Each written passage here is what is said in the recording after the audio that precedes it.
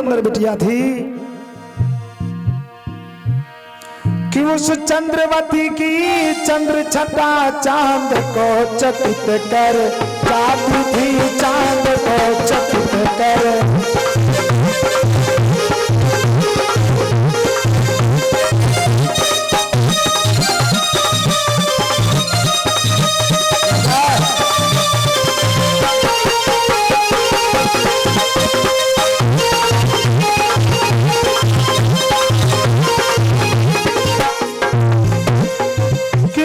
चंद्रवती की चंद्र छटा और चांद को चकित कर जाती थी, और उस उजली सी मुख किया भा बिजली का मान हटाती थी, बिजली का।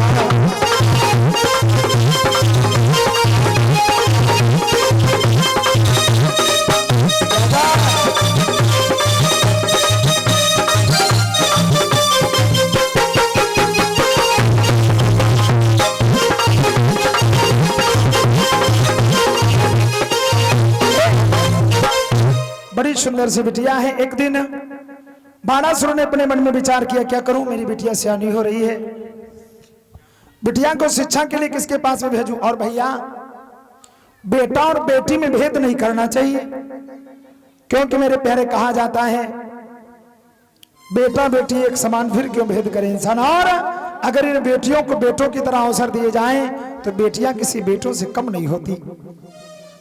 बाणासुर ने सोचा मेरी बिटिया है एक राजा की बिटिया, इसलिए किसी अच्छे विद्यालय में नाम लिखवाया जाए। हाँ, प्राइमरी में नहीं कि दाल रोटी खा के लौटी हुई बिटिया, अच्छे किसी डिग्री कॉलेज में। सोचा किसके पास में जाए, तो बोले भोले बाबा से अच्छा गुरु कोई नहीं मिलेगा।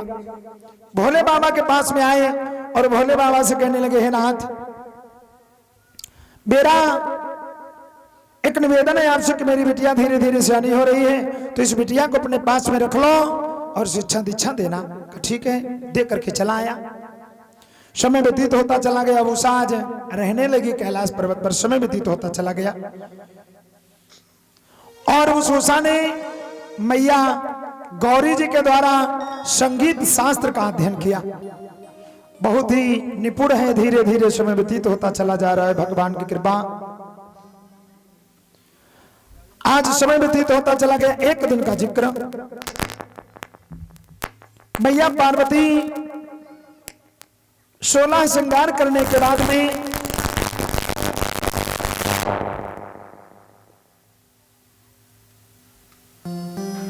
भोले बाबा के पास में आकर के बैठ गई और भोले बाबा मैया पार्वती दोनों पास पास में बैठे हैं। रास विलास हो रहा है। समय व्यतीत होता चला जा रहा है, भगवान की कृपा। उस उषा ने मैया पार्वती और भोले बाबा को पास पास में देखा विहार करते हुए, तो उषा के मन में विचार आने लगे, क्या।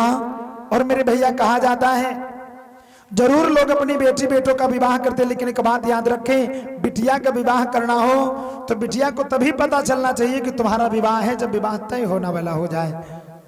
पहले से ना बताया कि आज वहां लड़का देखेगा रे, कालियो करेगा रे, पर कोई मतलब नहीं बताने का। आज वो उषा ने जिस समय देखा है, क्योंकि कहा जाता है खरबूजे को देख करके खरबूजा रंग बदलता है,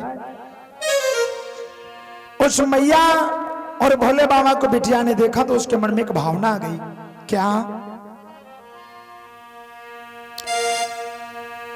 क्या करूं। भोले बाबा और मैया पार्वती दोनों पास पास में बैठे तो अपने मन में विचार करने लगी, काश क्या। अरे की सोचने लगी बाला मन में।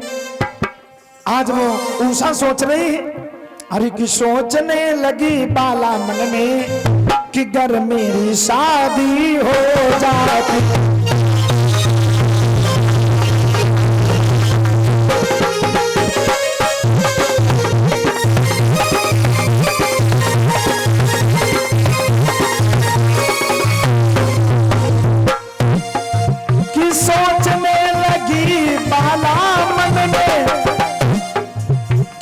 मेरी शादी हो जाती तो मैं भी अपने प्रियतम से, तो ओ मैं भी अपने तब प्रियतम से इस तरह गले से लिपटा थी।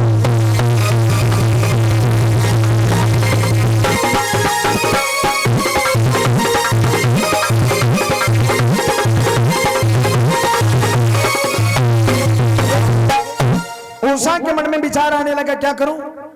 अगर मेरी भी शादी हो गई होती तो मैं भी अपने पिया के पास में बैठ करके बातें करती, इसी तरह से लिपटाती। भैया इतने वचन भोले बाबा से क्या छुपा, मैया पार्वती भोले बाबा सभी ने बिटिया के मन की बात जान ली और एक वरदान दे दिया, हे बिटिया सुनो,